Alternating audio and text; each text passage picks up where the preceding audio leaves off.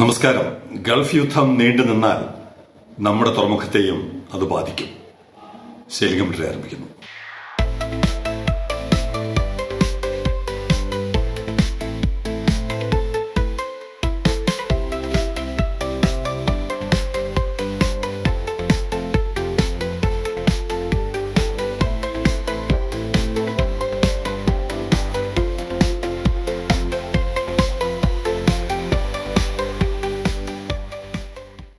Gulf മേഖലയുടെ പ്രധാന കവാടമായ Hormuz straight അടച്ചു എന്നാണ് ഒരു പ്രധാനപ്പെട്ട കണ്ടെയ്നർ വെസലുകളെ ട്രാക്ക് ചെയ്യുന്ന പ്രധാനപ്പെട്ട ഒരു ജേർണലിസ്റ്റ്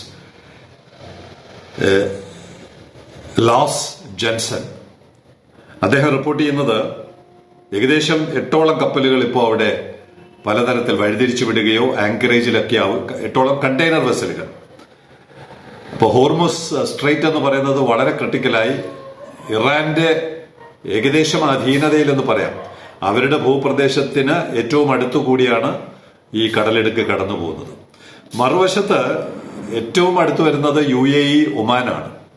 പിന്നെ എല്ലാ രാജ്യങ്ങളും ഏകദേശം 34 കിലോമീറ്ററാണ് ഹോർമോസ് കടലിടുക്കിന്റെ വീതി. അപ്പുറത്തുനിന്നൊരു മിസൈൽ ഇപ്പുറത്തോട്ട് വിട്ടാൽ കൃത്യമായും പോയിന്റ് ബ്ലാങ്ക് റേഞ്ചിൽ ഹിറ്റ് ചെയ്യാൻ പറ്റുന്ന ഡിസ്റ്റൻസേ ഉള്ളൂ. ഇപ്പുറത്ത് ബഹ്റൈനുണ്ട്, കുവൈറ്റ് ഉണ്ട്, സൗദി അറേബ്യ ഉണ്ട്, പിന്നെ UAE ഉണ്ട്, ഖത്തറുണ്ട്.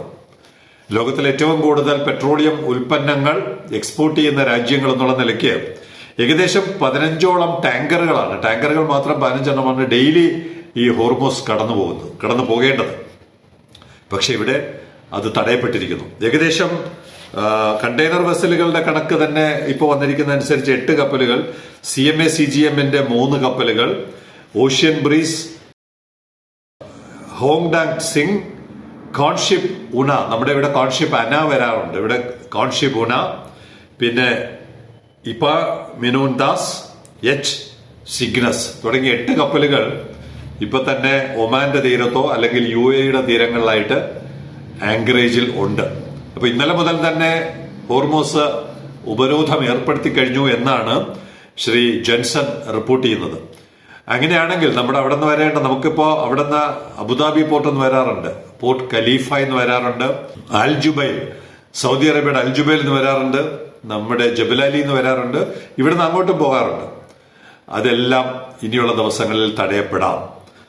പെട്രോളിയം എക്സ്പോർട്ടിന് എനിക്ക് അറിയില്ല, പ്രേക്ഷകരിൽ ആരെങ്കിലും അതൊന്ന് കൺഫേം ചെയ്യണം. സൗദി അറേബ്യയ്ക്ക് ജദ്ദ പോർട്ട് വഴിയും കിങ് അബ്ദുള്ള പോർട്ട് വഴിയും അവരുടെ പെട്രോളിയം എക്സ്പോർട്ട് നടത്താൻ പറ്റുമെന്നാണ് ഏകദേശം ഞാൻ മനസ്സിലാക്കിയിരിക്കുന്നത്.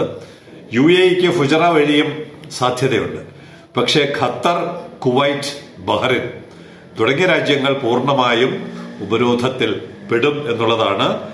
ഈ ഹോർമോസ് സ്ട്രെയിറ്റ് വളരെ തന്ത്രപ്രധാനമുള്ള ഗൾഫ് മേഖലയിലെ ഒരു കടലിടുക്കാണ്. മിക്കവാറും അമേരിക്കൻ കപ്പൽ പട കേന്ദ്രീകരിച്ചിട്ടുണ്ടാവും. പക്ഷെ എന്തായാലും തൽക്കാലം ഹോർമോസ് അടച്ചിരിക്കുന്നു എന്നുള്ളതാണ് വാർത്ത. അതുകൊണ്ട് തന്നെ നേരത്തെ പറഞ്ഞ സൗദി അറേബ്യയിൽ നിന്നും UAEയിൽ നിന്നും വരേണ്ട കപ്പലുകൾ അല്ലെങ്കിൽ ഇവിടുന്ന് അങ്ങോട്ട് പോകേണ്ട കപ്പലുകൾ തടസ്സപ്പെടും. അത് നമ്മുടെ പ്രവർത്തനത്തെയും ബാധിക്കും.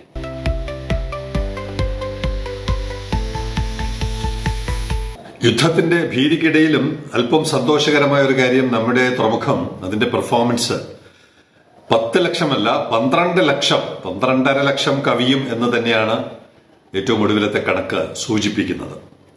ഫെബ്രുവരി താരതമ്യേന കുറവായിരിക്കുമല്ലോ. വർഷത്തിൽ ഏറ്റവും കുറവ് വരാൻ സാധ്യതയുള്ളത് ഫെബ്രുവരി മാസമാണ്.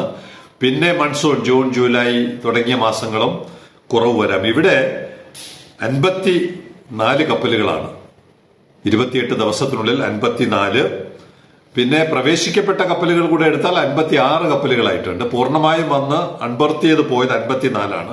ആ 54ആണ് സേഫ് ആയിട്ടുള്ള കണക്ക്. നമുക്ക് ബാക്കി കമ്പാരിസണൊക്കെ ഉപയോഗപ്പെടുന്നത് 54ആണ്.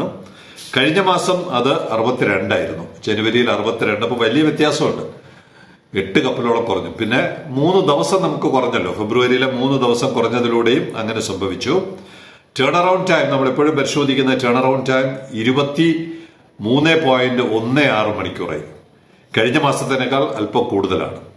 കഴിഞ്ഞ മാസം 22.29 മണിക്കൂറായിരുന്നു. ഇപ്പോൾ അത് 23.16 മണിക്കൂർ. എന്നാലും അത് വളരെ മെച്ചപ്പെട്ടതാണ്. കാരണം ഒരു ദിവസം പോലും എടുക്കുന്നില്ല.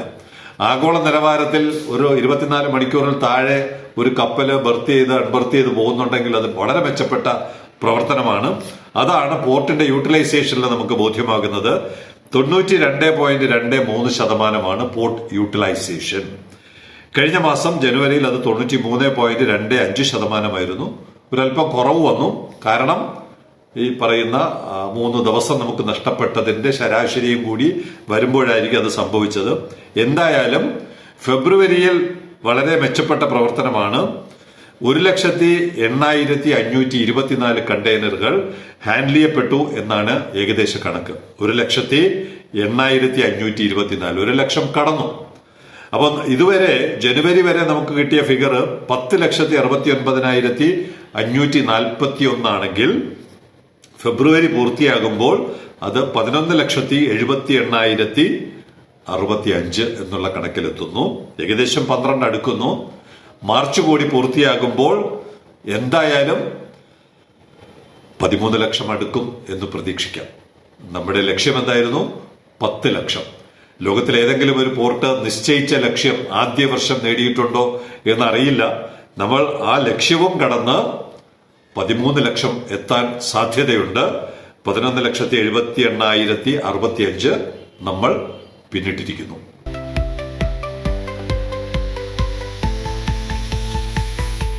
അടുത്തത് നമ്മുടെ കാർഡ് ക്യാമ്പയിൻ വളരെ ഗംഭീരമായിട്ട് പുരോഗമിക്കുന്നുണ്ട്. ഇത്തവണ കത്തുകൾ എഴുതിയത് തലസ്ഥാനത്തെ വഴുതക്കാടുള്ള ശിശുവിഹാർ സ്കൂളാണ്. അവിടുത്തെ കുട്ടികൾ വളരെ സന്തോഷത്തോടെ ആ ദൗത്യം ഏറ്റെടുത്തു. നമ്മൾ നേരത്തെ അവിടെ ഒരു ഇക്കോ ബ്രിക്സിന്റെ ബെഞ്ചും വായനാ ഇടവും ഒക്കെ ശ്രീ മോഹൻകുമാറിന്റെ നേതൃത്വത്തിൽ ചെയ്തു.